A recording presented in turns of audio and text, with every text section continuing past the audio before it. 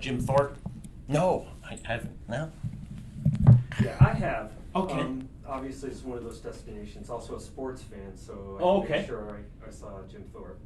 Yep. Yeah, I find it incredible town. I grew up 5 houses up the street here from Mesa Packers, where I grew up. Now it's gone for 34 years, but nonetheless to be back and stuff like that. All right, unfortunately, gonna have the back of my head here. But this is an incredible tourist town. It's definitely, I would argue, the epicenter of tourism in Carbon County. It is one of the major draws. Cool. Oh, well, now we're going to stop right now. Again, this is a special train coming in if you want to see right now. This is, I think, the F train that's coming in. You can come right to the one. Look at all the folks here photographing right now. You're going to see it coming in. This is from the Reading. Mm-hmm. You should see the engine come in. It's one of the newer engines that they're done. How cool. Yeah, let's see.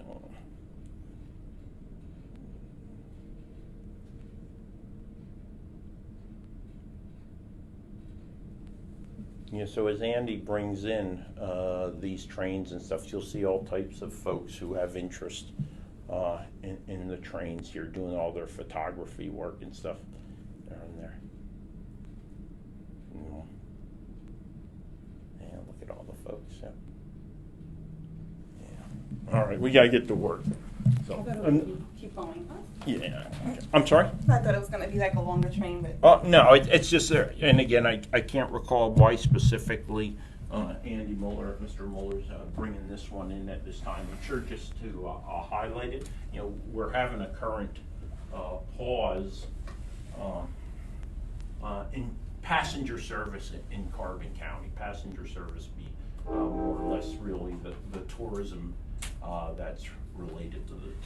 So I'm going to go ahead. I'm going to share this, and then we're going to get started. I'd just like to do a watch party or something, just to push it a little bit further to get should I started. take off my mask? You can, whatever you're comfortable with. I'm comfortable with the social distancing myself, but again, if you feel uncomfortable, I'm more than willing to put it back on. I have a 93-year-old mother, so I tend to be overly, I find myself to be overly cautious, but I think, again, trying to be responsible for her.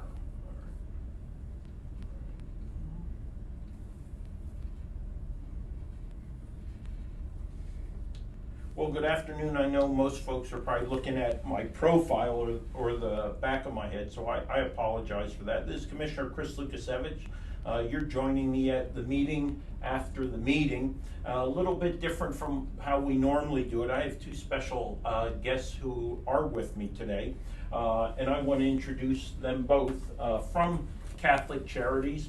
So thank you, Rob Nicolella and Heidi Mercado, for joining me, just for about 10 minutes, because I want to highlight the incredible work and the task that you have picked up on behalf of Carbon County. So I think first and foremost, thank you, the gratitude for stepping up to the plate and the willingness for Catholic Charities, and specifically you all and the individuals who are part of this program on behalf of Carbon County for taking this on. So again, welcome to Jim Thorpe, welcome to Carbon County. Rob, if I can start with you, please. I wonder if you could give us a quick overview, kind of wave top overview of, first and foremost, Catholic Charities, and then we'll dig into the specifics of the rent relief program that you all are managing on behalf of Carbon County. Sure. Thank you. Catholic Charities is a multi-service social service agency. We provide a variety of different services. We have food pantries, we have soup kitchens, we have case management programs where we provide rent assistance, utility assistance. The goal then also for those case management programs is to get individuals and households to be as self-sufficient as possible. We provide counseling services. We have an immigration program. All this is coupled within 5 different counties: Carbon, Lehigh, Northampton, Berks, and Schuylkill. Carbon County is what we're going to be focusing on, and Right. specifically the rent relief program that was administered from Catholic Charities to Carbon County residents. This is money that's come from the state. It's about $175 million, but that is a statewide number. The agency that is administering this is called PHFA, Pennsylvania Housing Finance Agency, and they have doled out a certain allotment per county. Unfortunately, I don't have that allocation amount. That's a formula that they have come out with based on the people who are unemployed because of COVID-19 beginning March 1st. So however their formula and allocation has come about, then that will be passed along to Catholic Charities, who is working with Carbon County in order to provide rent relief for individuals who are experiencing one of two things. One, either being laid off because of COVID-19 starting March 1st, or had a reduction in their income because of COVID-19, again, beginning March 1st. Go ahead, please continue. Essentially, that's the program. So there are 3 applications that are needed. One is needed by the renter in order for them to be able to fill this out, in order for them to be able to get assistance. 2 items are needed by the landlord. 2 applications are needed by the landlord. One is a landlord application, Right. and then the second one is a certification that the property is at least in good standing.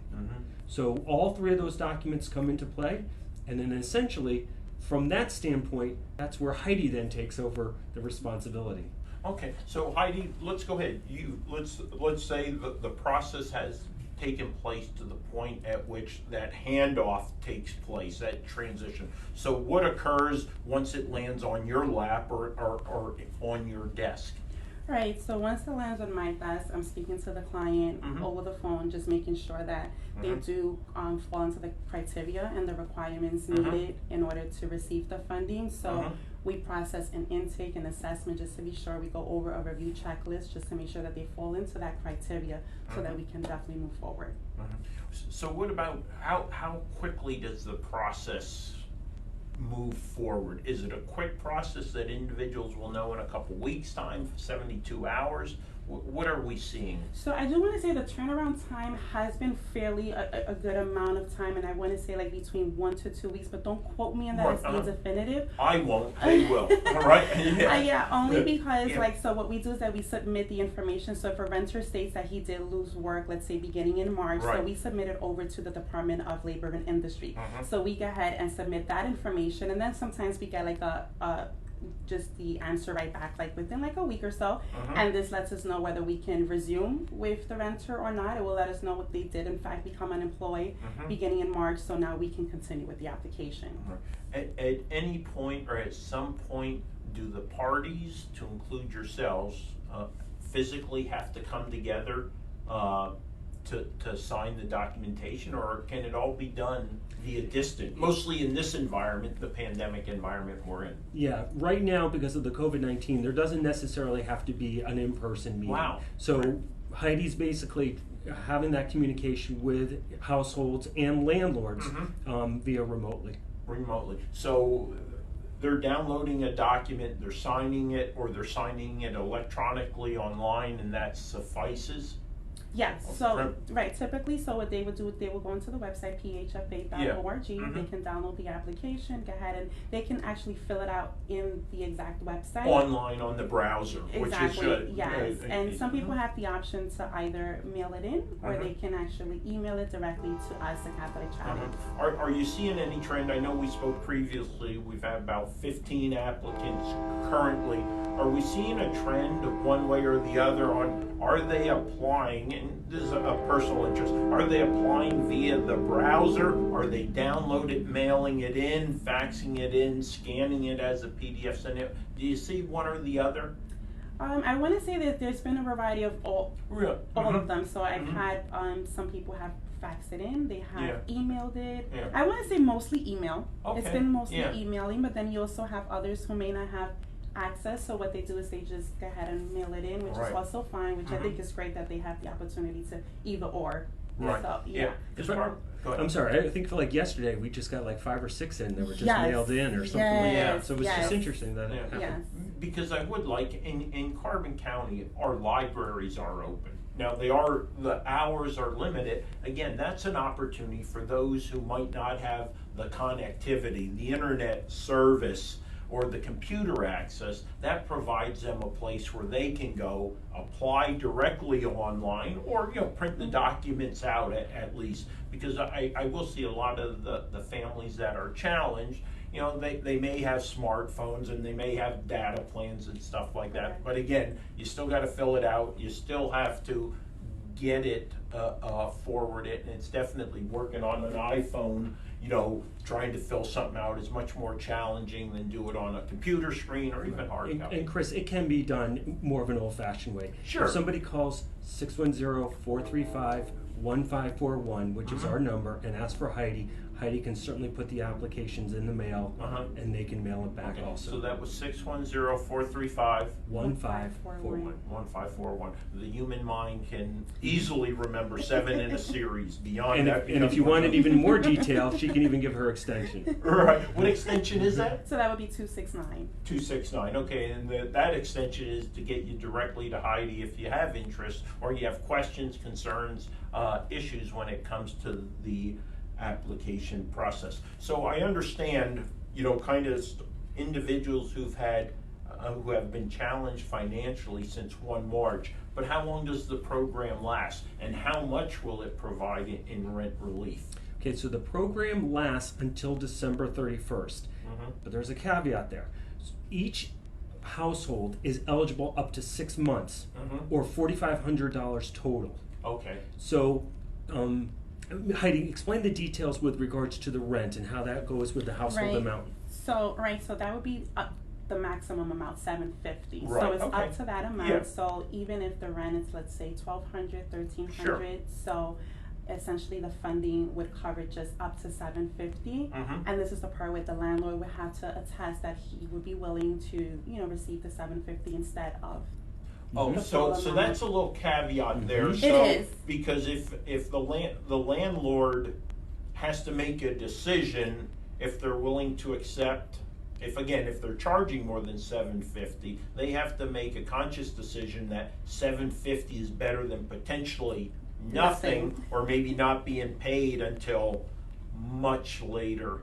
Yes. At a much later date when that individual or that family is financially stable again.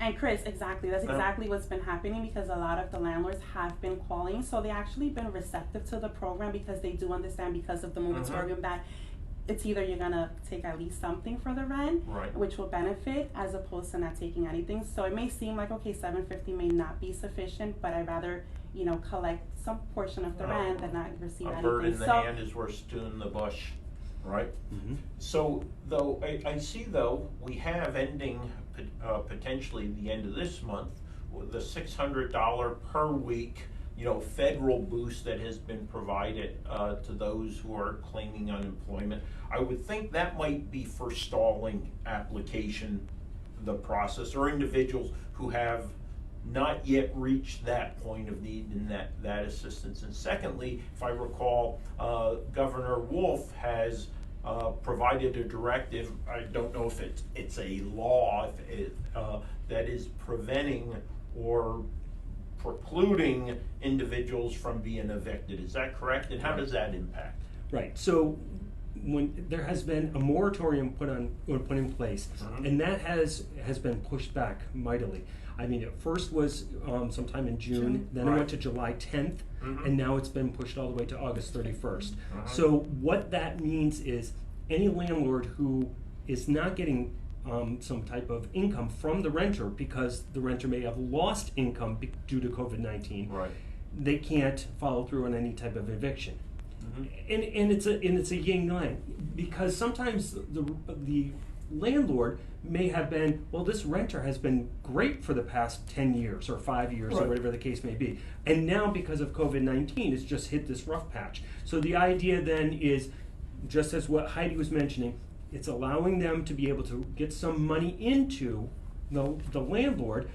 It allows the renter to be able to catch up on any missed payments that may have already occurred, and then there's no penalty. Because in a sense it's a win-win. They may not get all the money, but at least they're getting some money, and at least the renter then is being caught up in the amount of months.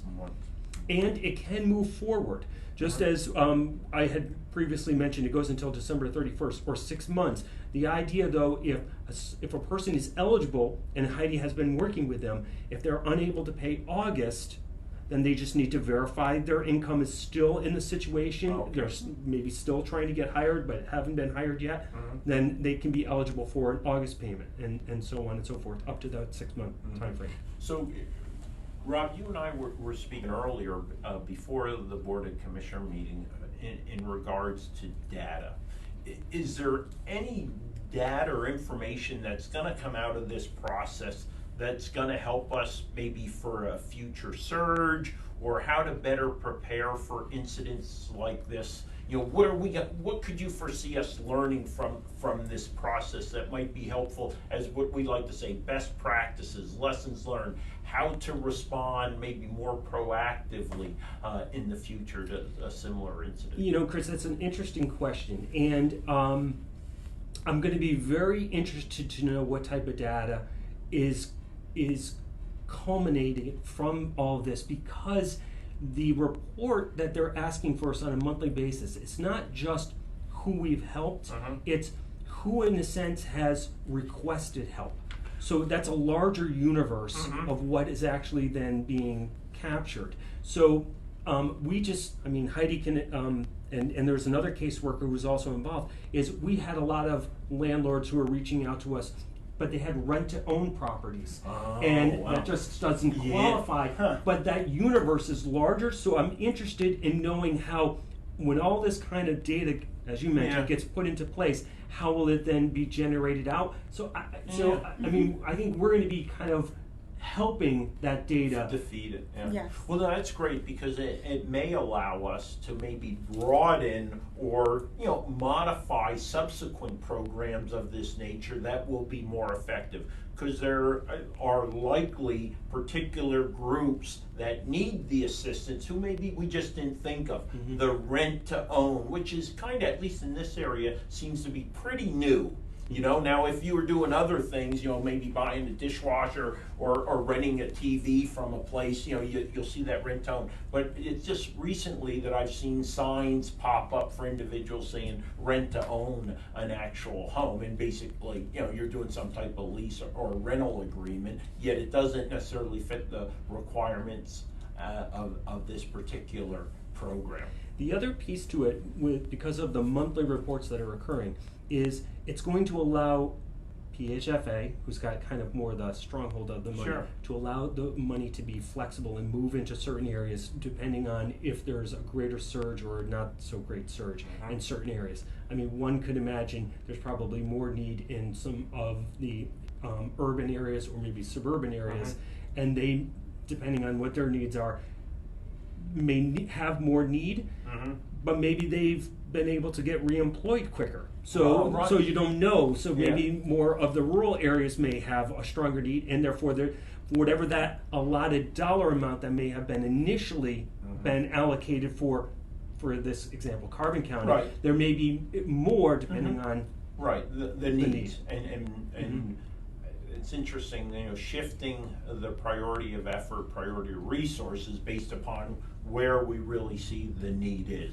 You throw something out there, you use your methodologies or your formulas to help determine allocation, but it doesn't necessarily reflect what you're going to see on the ground and stuff like that. So we'll be curious to see if there is a potential reallocation or shifting of resources as those needs come forth. So I'm going to finish up here in the next minute or two, but what are the documentation requirements? So if someone, they're going to have to pay that bus fare, and transportation is a challenge in Carbon County.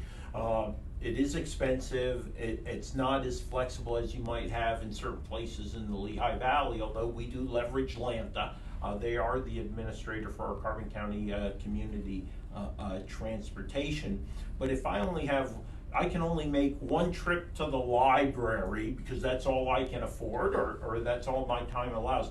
What documentation and such am I, as an applicant, required to provide or upload to help justify and ensure that I get it right the first time? Yes, exactly. So I'll be honest, the documentation is not like so much. Yeah. So definitely driver's license, social security card, Mhm. birth certificate, the renter's lease, Uh-huh. and the financials from January to present, because we do want to see where has that reduction been and what month, so that they can qualify. Mhm.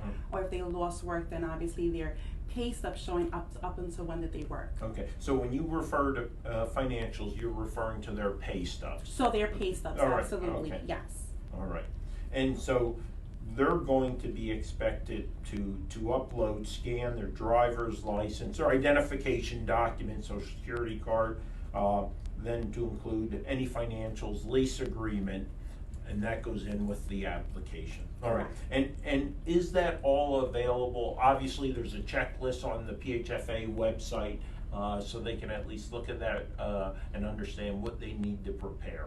Absolutely, Yeah. and I tell a lot of the clients they can actually look at the website so they can see if they fall into that category. Right. So that way it just makes the process a whole lot smoother when by the time they connect with me. Right, no, that's great. And the one thing I would ask as we continue to move through this process, when those stories of individuals come forth where we show a clear helping for people, we'd love to hear that. We'd love to take advantage of that and boost that on social media so people can see the impact that Catholic Charities is having by managing this program. Again, we want to highlight, one, what we're doing. We want to highlight what Catholic Charities is doing on behalf of Carbon County, and I'm talking to the residents of Carbon County. So as those little vignettes or stories, you know, Miss Jones comes in with 3 kids or whatever the case Right. may be, you know, we want to ensure people know that we're providing a service that is valuable and importantly is helpful during these challenging times. Well, Chris, I'm so glad you mentioned that, and I'll just throw in that there was like one specific client, he's a veteran, and he was so appreciative of this program, and he met the criteria. Yeah. So it's been like a smooth process with this gentleman. But I just say that to say that he's been so thankful for this specific program. Right. You know, he's worked all his life, done everything, and then this happened. So again, these are the people that they're in need of this specific funding. Yeah. So it just, I'm excited that Okay. people can get the help that they need, and they're thankful for it. Right, well, and thank you, Heidi, too, for your role in that, because, you know, just as important is the human touch, the interaction that they have, someone who I think is sympathetic, if not at times maybe having had our own challenges in our own lives, where we can also be empathetic, you know, to what they are struggling through at this time, and to have that voice on the other end, or to have some type of contact with someone who can understand those challenges. Thank you so much. Thank you. And what I'd like to do, Rob, any final comments on the rent relief program that you would like to share with our Facebook audience as we wrap this up? I just want to simply say, it's a team effort. Mhm. The county, you've been very helpful. Mhm. I mean, between the 3 of us, we've all been really Right. synchronized and working together, and Right. that's been appreciated because it all works together as a team, the county and Catholic Charities together. Yeah, all right. Well, thank you guys so much for joining me. Now this is going to be the uncomfortable thing where I stand up and try to turn this off and stuff like that. But thank you guys so much. Thank you. Yeah.